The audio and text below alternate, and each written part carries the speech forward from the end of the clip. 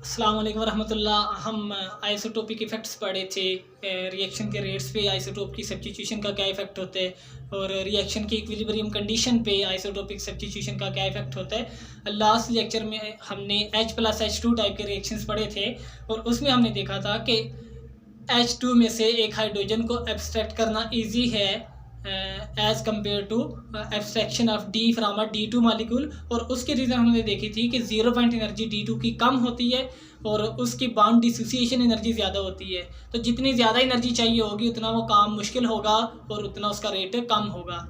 लेकिन दूसरी साइड पे हमने देखा था कि जब D किसी चीज़ को एब्स्ट्रैक्ट करता है तो D के लिए दूसरी चीज़ को एब्स्ट्रैक्ट करना आसान होता है, H के लिए किसी दूसरी चीज़ को एब्स्ट्रैक्ट करना मुश्किल होता है। और उसे हमने 0 point energy of activated complexes के सेंस में देखा था कि जब D प्रेजेंट होगा एक्टिवेटेड कम्प्लेक्स में तो हैवियर मालिक्यूल होगा, हैवियर होगा जब एक्टिवेटेड कम्प्लेक्स तो उसकी 0 पॉइंट एनर्जी कम होगी। जितनी 0 पॉइंट एनर्जी कम होगी इसका मतलब है कि हमारी एक्टिवेशन एनर्जी उतनी कम है। एक्टिवेशन एनर्जी जब कम होगी तो उस रिएक्शन को कैरी आउट करना आसान होता है। तो इसलिए D के लिए किसी भी चीज़ को सब्स्टिट्यूट करना आसान होता है या किसी भी चीज़ को एक्सेप्ट करना आसान होता है। उसी के रिलेटेड लेक्चर एक और हमारा टॉपिक है छोटा सा कि हमने पढ़ना है rate of transfer of H, कि एक H एटम है, इसने कहीं पे ट्रांसफ़र होना है। अब इसमें आगे फर्दर चांसेस है हमारे पास कि H पॉजिटिव को हम ट्रांसफ़र करवा रहे हैं या H को ट्रांसफ़र करवा रहे हैं या H नेगेटिव को ट्रांसफ़र करवा रहे हैं। सपोज यहाँ पे एक H पड़ा हुआ है और इसने किसी दूसरे मालिक्यूल के पास शिफ्ट होके तो उसके साथ बॉन्डिंग करनी है। तो जो H ने शिफ्ट होना है यहाँ X के पास या ट्रांसफ़र होना है, इस ट्रांसफ़र का रेट हमने चेक करना है डिफरेंट स्पीशी को यूज़ करके। तो उसके लिए हमने क्वांटम टनलिंग का कंसेप्ट पढ़ा था। टनलिंग में हमने देखा था कि जितना किसी भी एटम का या स्पीशी का मास कम होता है टनलिंग उतनी ज़्यादा होती है। मीन टनलिंग का रेट इन्वर्सली प्रोपोर्शनल होता है मास के। मास जितना कम होगा टनलिंग उतनी ज़्यादा होगी, या साइज जितना कम होगा टनलिंग उतनी ज़्यादा होगी। तो अब इन तीनों में से सबसे कम साइज H पॉजिटिव का है तो मेन टनलिंग सबसे ज़्यादा H पॉजिटिव में होगी। उससे ज़्यादा मास H का है तो मेन H की टनलिंग H पॉजिटिव से थोड़ी सी कम होगी, और सबसे ज़्यादा मास H नेगेटिव का है तो टनलिंग ऑफ H नेगेटिव सबसे कम होगी। और फिर हमने देखा था कि टनलिंग की वजह से रिएक्शन का रेट इंक्रीज होता है। तो मीन जिसमें सबसे ज़्यादा टनलिंग होगी उसका ट्रांसफ़र का रेट सबसे ज़्यादा होगा। तो rate of transfer of H positive highest होना चाहिए as compare to RH and RH negative तो लोएस्ट होना चाहिए, क्योंकि उसमें टनलिंग सबसे कम हो रही है। अब एक और पॉइंट ऑफ व्यू से हम इसे देखते हैं कि हमने लास्ट लेक्चर में सेमी क्लासिकल ट्रीटमेंट में देखा था कि सेमी क्लासिकल ट्रीटमेंट के अकॉर्डिंग जो लॉग ऑफ रेट कांस्टेंट है वो इन्वर्सली प्रोपोर्शनल होता है स्क्वायर रूट ऑफ मास के। तो यहाँ से मास किसी स्पीशी का जितना कम होगा रेट उतना ज़्यादा होगा। तो इन तीनों में सबसे कम मास H पॉजिटिव का है, तो जो रेट कांस्टेंट या ट्रांसफ़र का रेट होगा वो KH पॉजिटिव का सबसे ज़्यादा होगा। उससे ज़्यादा मास फिर H का है, तो जब मास बढ़ेगा तो रेट कम होगा, तो मेन जो rate of transfer of H है वो कम होगा, और जो rate of transfer of H negative है वो सबसे कम होगा क्योंकि उसका मास सबसे ज़्यादा है। तो दो तरीक़ों से हमने देखा और दोनों ही वेज में हमारे पास एक ही आंसर आ रहा है कि जो rate of transfer of H positive होगा वो हाईएस्ट होगा। अब तीसरी चीज़ हम इसमें स्टडी करते हैं कि मैकेनिज्म इसके ट्रांसफ़र का। H पॉजिटिव के ट्रांसफ़र का मैकेनिज्म होता है ग्रोथस मैकेनिज्म। और ग्रोथस मैकेनिज्म में क्या होता है कि सपोज यहाँ पे वाटर हमारे पास प्रेजेंट है, दो वाटर मॉलिक्यूल के दरमियान हाइड्रोजन बॉन्डिंग होती है। सपोज हमारे पास इस तरह वाटर का स्ट्रक्चर है, ये सारे 3D में एक्सटेंड होगा। अब इस वाटर में दरमियान में कहीं हमारे पास H पॉजिटिव पड़ा हुआ है। अब क्या होगा कि इस ऑक्सीजन के पास लॉन पेयर्स ऑफ इलेक्ट्रॉन्स हैं, इस पे नेगेटिव चार्ज है और H पे पॉजिटिव चार्ज है, तो ये अपने लॉन पेयर शेयर करेगा इस प्रोटॉन के साथ और एक बॉन्ड बना लेगा। लेकिन जब ये बॉन्ड बनेगा लॉन पेयर ऑक्सीजन की शिफ्ट होंगे तो ऑक्सीजन पे इलेक्ट्रॉन्स की डेफिशिएंसी हो जाएगी। अब इस डेफिशिएंसी को ओवरकम करने के लिए ये इस हाइड्रोजन के साथ अपना बॉन्ड तोड़ देगा और दोनों इलेक्ट्रॉन को अपनी तरफ अट्रैक्ट कर लेगा। जब दोनों इलेक्ट्रॉन ऑक्सीजन के पास आ गए तो इस हाइड्रोजन पे पॉजिटिव चार्ज आ जाएगा। अब इस हाइड्रोजन और इस ऑक्सीजन के आपस में अट्रैक्शन होगी और ऑक्सीजन अपने लॉन पेयर शेयर करेगा इस H पॉजिटिव के साथ और एक बॉन्ड बनाएगा, और दोबारा वही होगा कि ऑक्सीजन पे इलेक्ट्रॉन की शॉर्टेज और इस पे इलेक्ट्रॉन डेंसिटी कम हो जाएगी। इस इलेक्ट्रॉन डेंसिटी को फुलफिल करने के लिए ये इस हाइड्रोजन के साथ बॉन्ड तोड़ेगा, यहाँ पे इलेक्ट्रॉन डेंसिटी पूरी हो जाएगी लेकिन इस H पे पॉजिटिव चार्ज आ जाएगा। फिर इस H पॉजिटिव के साथ ये वाला ऑक्सीजन इंटरेक्शन करेगा, लॉन पेयर शेयर करके बॉन्ड बनाएगा और इस पे इलेक्ट्रॉन्स की डेफिशिएंसी हो जाएगी, जिसे ओवरकम करने के लिए यहाँ से प्रोटॉन को रिलीज कर देगा। तो जो प्रोटॉन यहाँ पे प्रेजेंट था, अब इनकी दोबारा हाइड्रोजन बॉन्डिंग वापस जनरेट हो जाएगी। H पॉजिटिव यहाँ से यहाँ पे ट्रांसफर हुआ, यहाँ से जंप करके यहाँ पे ट्रांसफर हुआ, इधर से जंप करके वहाँ पे ट्रांसफर हो गया। मीन हर एक वाटर मॉलिक्यूल से नेबरिंग वाटर पे ट्रांसफर होते बहुत स्पीड के साथ ट्रांसफर होता है। इसे कहते हैं ग्रोथस मैकेनिज्म। तो चूंकि ये जंप लगा लगा के शिफ्ट हो रहा है तो इसकी वजह से H पॉजिटिव के ट्रांसफर का रेट बहुत हाई होता है, लेकिन ऐसा मैकेनिज्म H और H नेगेटिव के लिए पॉसिबल नहीं है, तो उनका ट्रांसफर का रेट स्लो होगा। मीन इस मैकेनिज्म के अकॉर्डिंग भी जो rate of transfer of H positive है वो हाईएस्ट होगा और H नेगेटिव का ट्रांसफर सबसे स्लोएस्ट होगा। अब इससे आगे हम पढ़ते हैं कि आइसोटोपिक इफेक्ट्स अगर हम हैवियर एटम्स के आइसोटोप्स को यूज़ करें।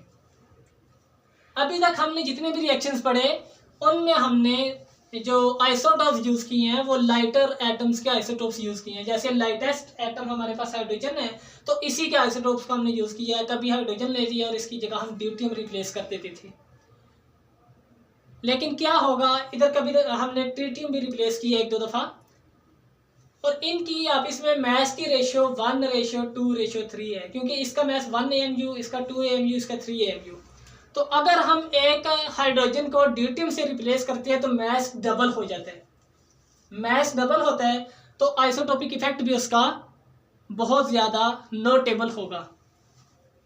मीन जो भी प्रॉपर्टी हम स्टडी कर रहे हैं उसमें चेंज बहुत ज़्यादा आएगी, क्योंकि मैस में बहुत ज़्यादा चेंज आई है। ये डबल हुआ है तो सपोज अगर बॉन्ड लेंथ है तो बॉन्ड लेंथ पे भी बहुत ज़्यादा इफेक्ट होगा। अगर एनर्जीज हैं तो एनर्जी भी डी का चूँकि मैस डबल है तो इसकी 0 पॉइंट एनर्जी बहुत लो होगी और वाज़िया डिफरेंस आएगा जिसे हम इजीली स्टडी कर सकते हैं। लेकिन अगर हम हैवियर आइसोटोप लें, जैसे कार्बन 12 है और इसके बजाय हम कार्बन 13 ले लें, तो इन दोनों में मैस का डिफरेंस सिर्फ 1 का और लाइटर का मैस 12 है, तो इसकी जो परसेंटेज चेंज है मैस में वो ऑलमोस्ट आई थिंक 8% आएगी। और इस साइड पे कितनी आ रही थी, 1 से 2 में जाने में चेंज 1 है और लाइटर का मैस 1 मल्टीप्लाइड बाई 100, मीन यहाँ पे चेंज 100% थी और यहाँ पे चेंज 8% है। तो 8% चेंज को नोट करना एक्सपेरिमेंट में थोड़ा मुश्किल होता है, इसलिए हम हैवियर आइसोटोप को प्रेफर नहीं करते, हम लाइटर एटम्स के आइसोटोप को यूज़ करके प्रॉपर्टीज़ को स्टडी करते हैं। लेकिन उसके बावजूद ये हैवियर एटम्स के आइसोटोप हमारे लिए यूज़फुल है। उसकी रीज़न ये है कि जब हमने सॉल्वेंट के इफेक्ट्स पढ़े थे तो उसमें हमने देखा था कि जब हमने आइसोटोप को चेंज करना है तो हमें सॉल्वेंट भी चेंज करना पड़ेगा, वरना लाइटर आइसोटोप सॉल्वेंट के हैवियर आइसोटोप के साथ एक्सचेंज हो जाएगा, या हमारे जो एनालाइट है उसका हैवियर आइसोटोप सॉल्वेंट के लाइटर आइसोटोप के साथ सब्स्टिट्यूट हो जाएगा। जैसे हमने ROH को अगर स्टडी करना था तो हमने बोला था H2O में स्टडी करेंगे, और अगर हमने ROD को स्टडी करना है तो उसे D2O में स्टडी करेंगे। लेकिन क्या होगा कि जब H2O की बजाय हम D2O को यूज़ करेंगे तो D2O का स्ट्रक्चर ज़्यादा ऑर्डर्ड होता है। उसकी रीज़न ये है कि जो D2O का मॉलिक्यूल है इसमें जो हाइड्रोजन बॉन्डिंग होती है, यहाँ पे ऑक्सीजन ड्यूटियम, तो जो यहाँ पे बॉन्डिंग होती है, अब इस बॉन्डिंग की स्ट्रेंथ ज़्यादा है as compare to bonding between H and O। और दूसरा भी अगर हम अपना प्रीवियस कंसेप्ट अप्लाई करें तो जितना हैवियर आइसोटोप होगा उतनी इसकी 0 पॉइंट एनर्जी लोअर होगी। तो जब 0 पॉइंट एनर्जी लोअर होगी तो मेन उसका ऑर्डर स्ट्रक्चर ज़्यादा ऑर्डर्ड होगा। तो स्ट्रक्चर की सिमेट्री के, स्ट्रक्चर के ऑर्डर के भी इफेक्ट्स होते हैं जो हमने निगलेक्ट किए थे। और उसकी वजह से हमारे पास एक्यूरेट रिजल्ट नहीं आएंगे। जो चीज़ हम स्टडी करना चाह रहे हैं आइसोटोप के साथ सब्स्टिट्यूट करके, उसके एक्यूरेट रिजल्ट नहीं आएंगे। लेकिन अगर हम अपने हैवियर आइसोटोप यूज़ करते हैं, सपोज CH बॉन्ड को हम स्टडी कर रहे थे, तो हमने एक दफ़ा CH यूज़ किया, एक दफ़ा CD, लेकिन क्या हो कि अगर हम इसे तो H ही रहने दें, लेकिन यहाँ पे C12 की बजाय C13 लिख दें, और इस आइसोटोप की वजह से इस बॉन्ड पे क्या इफेक्ट होता है वो स्टडी कर लें, तो इसका एडवांटेज हमारे पास ये है कि ये वाला हैवियर आइसोटोप अब या किसी हैवियर एटम का आइसोटोप सॉल्वेंट में किसी दूसरे एटम के साथ एक्सचेंज नहीं होगा।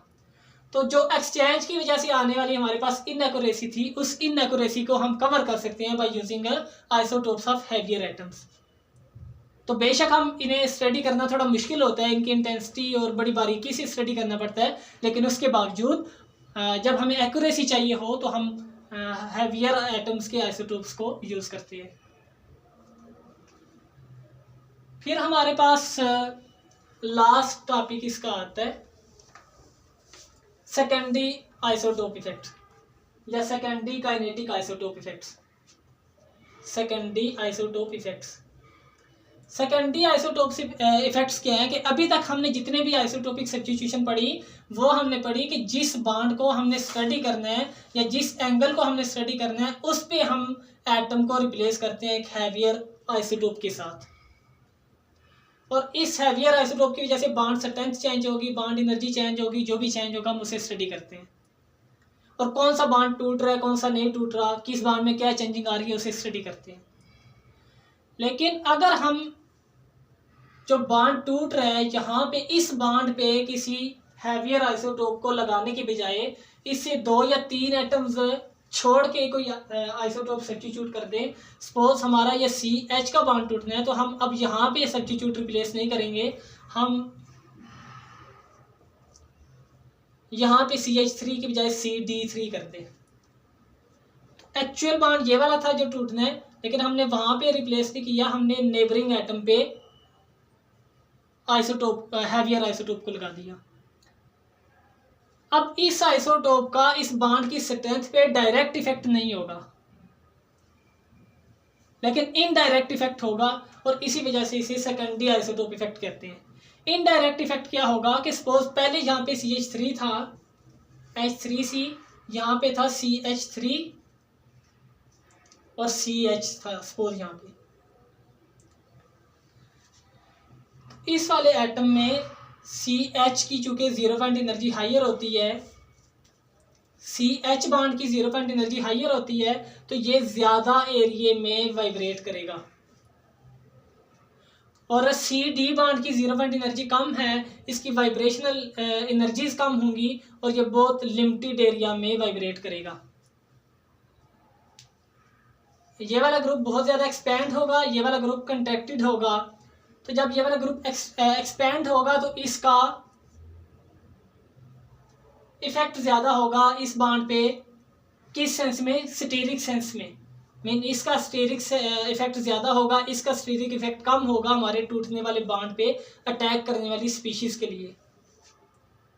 दूसरा जो CD है, इसमें D इलेक्ट्रॉन को ज़्यादा इजीली डोनेट करता है एज कम्पेयर टू H, तो CD3 की इलेक्ट्रॉन डोनेटिंग एबिलिटी ज़्यादा है।